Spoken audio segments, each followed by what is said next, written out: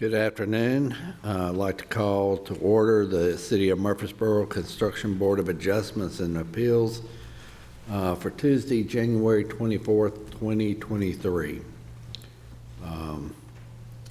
We have 5 of us in attendance, so we do have a quorum. First item is review and approve the minutes from our last meeting. Would anybody like to make a motion? Mr. Chairman, there are some corrections that I saw on the second page. In the second paragraph, it says drop of, I think should be drop off, probably. And then about 4 lines down, it says addition bathroom. It probably should be additional AL bathrooms.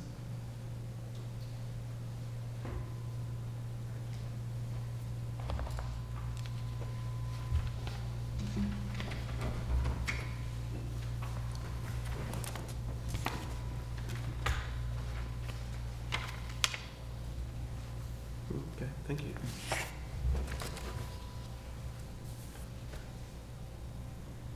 Are you ready for the motion?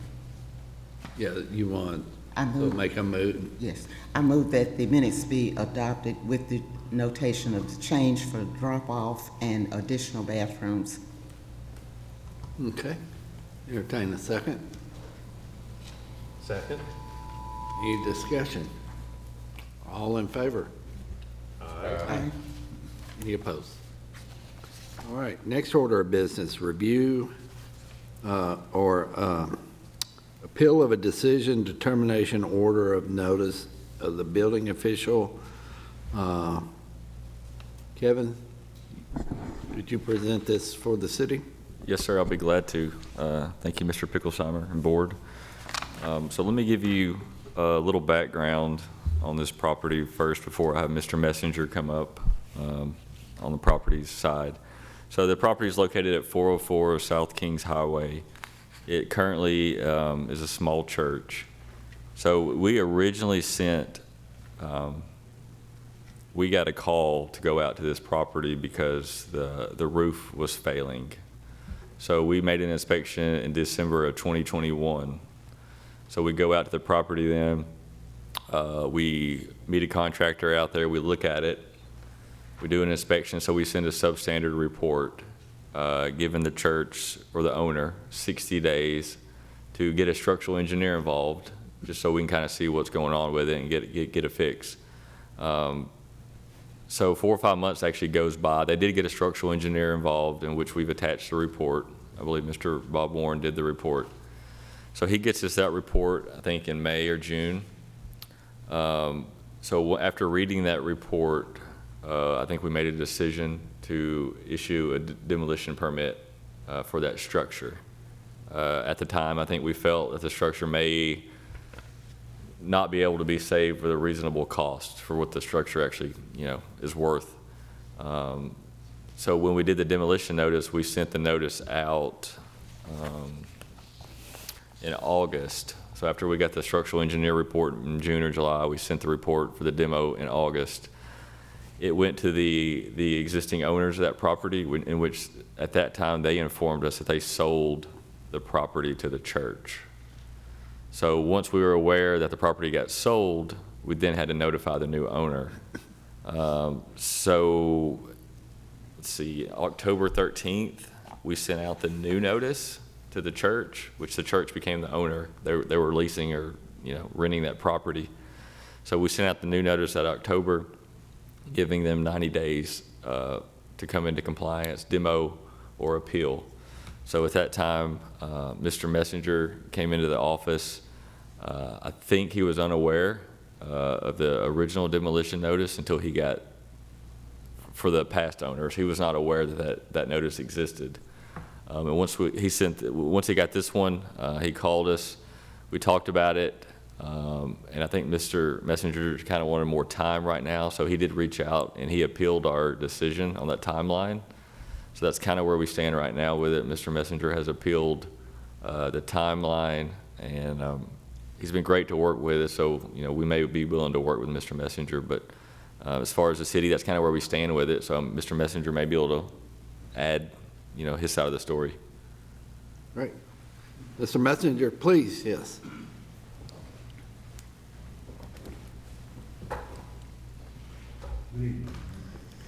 Good afternoon. Could you pull that a little closer?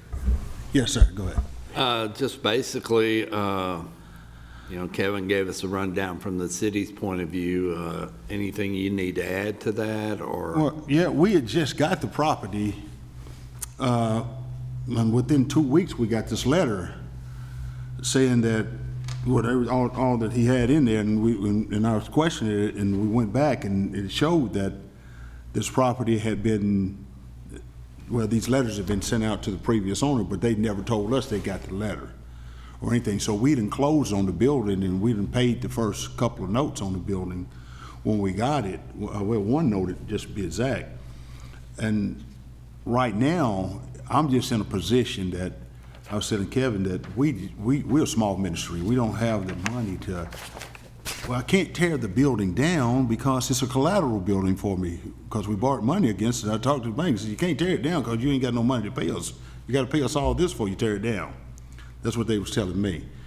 And I was saying, well, and we don't have the funds. I've had I had a couple of contractors come over. The cheapest contractor I had was saying that it would cost about $350,000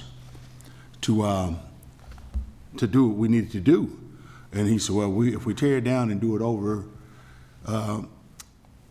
first he said it wouldn't do, let me back up a little bit. He said it wouldn't do any good to take the top off of it and build up on it. He says, he did me an analogy of a rusted car. He said, you can put Bondo all over it and paint it, it'll look good, but in a few years, it's gonna come back.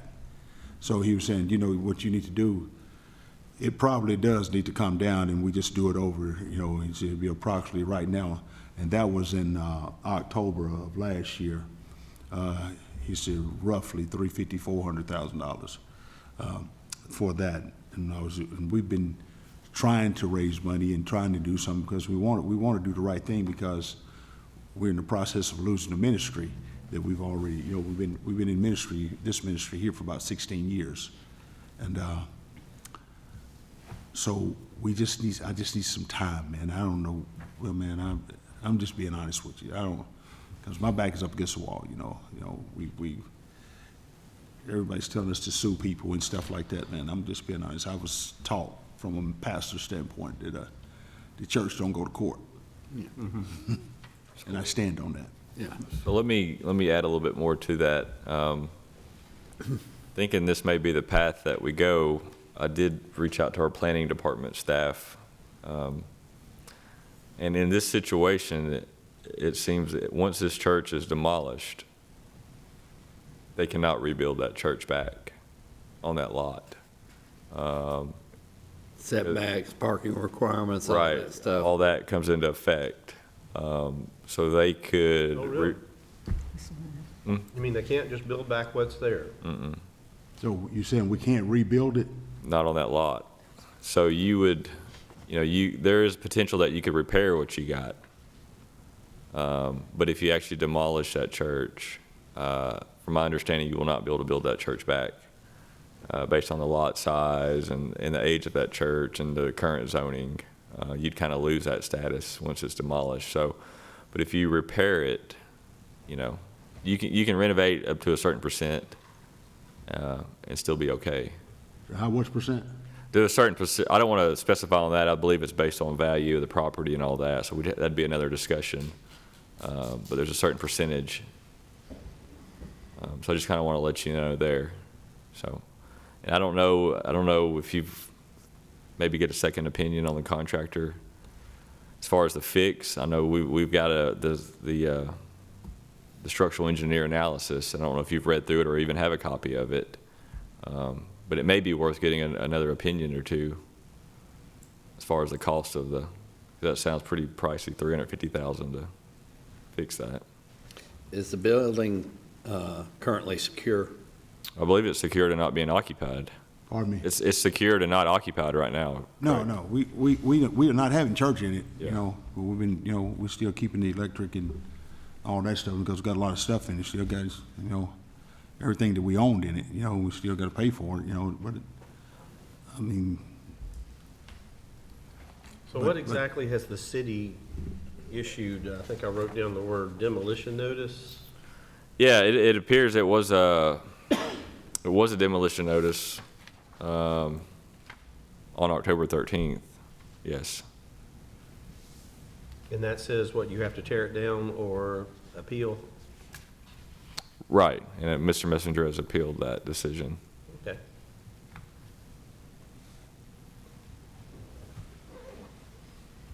Okay, so in a demolition notice, is it legal for anyone to go into the building? I think we also condemned it at that time because it's Okay. structurally unsound, so we don't want anybody in the building currently as it And stands. he's saying they're not using the building. Right. So we're not really, as long as no one's in there, we're not in any danger, we're not endangering anybody, the health, safety, and welfare. As of now, yes, that's correct. So there's no rush as long as they don't try to occupy a building that is not safe. well, let me say this, we've been in this building for 17 years. And all of a sudden, they said, you wanna buy it, you know, okay, we'll purchase it, you know, we'll do what we need to do to it. But now, you know, a month after, less than 30 days after we get it, now, I'm just finding, you know, we're finding out we can't have church in the building, it's gotta be torn down, and now I'm finding out we can't build another church right there, even if we wanted to. That's the first time I heard that today. Yeah, that's the first time I brought it this morning. That's when I asked planning, just to be sure, because I wanted to make sure we had everything correct. Does he have a course of appeal to planning? I'd have to get with him on that. Okay. So his choices are, obviously you can talk to planning department. Kevin can give you a name of someone. And either pursue replacement of the building or talk to contractors and get the different bids for making it safe. Mr. Chairman? Yes, ma'am. Is it that it's just the roof, or is it the floor weak and walls are bowing or anything? As far as I know, it's just the ceiling and the roof. And it was a single-family home, I believe, when it was first constructed. They removed the center partition, which was a load-bearing wall, and they have turned that into like the sanctuary area, the worship area with the pews. And once they did that, that has caused over time, that load-bearing wall has been removed. And it was scabbed in place, not properly by any means, and that's why over the years, it's slowly starting to sag. The roof? And it got to the point where it's very noticeable. But it's the ceiling is the main issue, the ceiling and the roof. Yeah. Kevin, may be an unfair question here, but the recommendations in the structural report on repair of the LVL beams, there's two ways of going about it. And one of them replaces down the center line of that building with LVL beam that allows the roof structure to be maintained as is. Is that a viable option from a codes perspective? Yeah, I believe it would be an acceptable option at this point, as long as I believe if it's made with a structural engineer's recommendation and we meet that, you know, I feel like that would satisfy our needs.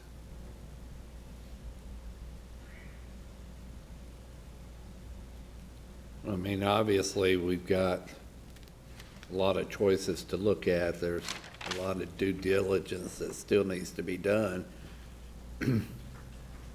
Since this is an immediate threat to public safety, I'm inclined to, you know, give them time because they are in a difficult situation. I hate to see houses in that area or buildings in that area be torn down and start breaking up the fabric of that, you know, that area. Yeah, given the hardship, Mr. Messenger, what are your expectations, or what would you be requesting for Well, an amount of time? I mean, I don't know the time frame, you know, what it is, but, you know, first I gotta figure out what they gotta do. Right now, I'm in a total different mindset, you know, of saying, you know, hey, you can't build on it, you know, and to go put money into it, you know, to see, you know, if I can't just put something new on the top, as opposed to, you know, building the building out, you know what I'm saying? I'm trying, you know, because he was saying that would be just as much as building a building. Because the whole thing is gonna have, you got to tear, you like cut the top off of it. That's what he was saying, you know, he's just got the whole, it had to be whole restructured, the whole thing. And if you do that, you might build a church. But then he said, that Mr. Jones is saying that planning is, you cannot build at all, you know. We was just had some ideas that we had talked about in some of our executive board meetings, you know, if we could do this, we could do this, you know. Had some people that was willing to hopefully try to help us out a little bit. For what it's worth, I agree with whoever said that. It looks to me like you could pull this roof off, put in prefabricated trusses on the existing walls, and re-roof it for a whole lot less than Yes. $350,000. Yeah. How many square feet is the building? The numbers are on here. I'm gonna say 32 by 33, let's give it 1,000 square feet. Pretty small dwelling. Yeah. All right. They need a little bit more time to maybe prepare some. All we can bids. offer is time. Oh, Okay? and you know what, and I would appreciate that, you know, it'll give us a little time to try to figure out where we need to go, you know, and also, I want, you know, try to figure out, you know, what kind of percentage-wise we could do to it, you know, because we wanted to do some betterments to it, you know, as opposed to just having, you know, the building there, you know, how far can we go with it? You know, because if we start something, we want to do what we can do as opposed to saying we should have done this when we done that. You know, In order to congregate there, the roof has to be secure and that's it. Yeah, I mean, in its current state, we don't want the building occupied. You know, if he's not occupying the building, we feel like it's no harm to anybody right now as long as it's not being occupied. But until they can fix it, we don't want it occupied at all. So Kevin, when does the clock stop if we look at extending this? We're extending it until he starts construction, obtains a building permit, or finishes construction, or gets an occupant, when? I mean, that would probably be based on your motion. I mean, whatever you wanted to, you know, the time that you want to extend or set. Depends on what y'all decide. I mean, if you want to, yeah, I mean, whatever you guys decide would be what we were going to follow, so. So this was October of 21, when this was first, This was first started in December of '21. December. And then it took 6 months to get the structural engineer report. Then once we got that is when we sent another notice to the owner. And then that's when we realized it changed hands. So then Mr. Messenger didn't get his notice until October of '22. And in which he appealed it. And so we didn't meet in December, 'cause the holidays. So at that point, we stopped it. As soon as Mr. Messenger appealed, we stopped the time. Mr. Chairman, Yes, ma'am. is the roof good enough that there's no leaking on the floor that's there? I don't believe there's any leaks in that building. what's that, Is it leaking? leaking? Yeah, are there any leaks? No, the building, Yeah. we've taken care Okay. of the building on the inside. It's very clean for us, the church-wise. And, you know, when it came up, said, hey, we'll sell it, we didn't know any of this was going on. Then all of a sudden, 30 days later, man, less than 30 days later, we get this, hey, boom. I'm like, what is this? You know, and they said, well, we gave it to the owners and, you know, and that's where we're at now, you know. You know, I just, you know, I just feel, you know, we've been deceived, you know, but it's just what it is. My reason for asking that question if the roof is good enough that it's not leaking right now, so that means the floors stay good. So that can give some leeway for some time. Okay.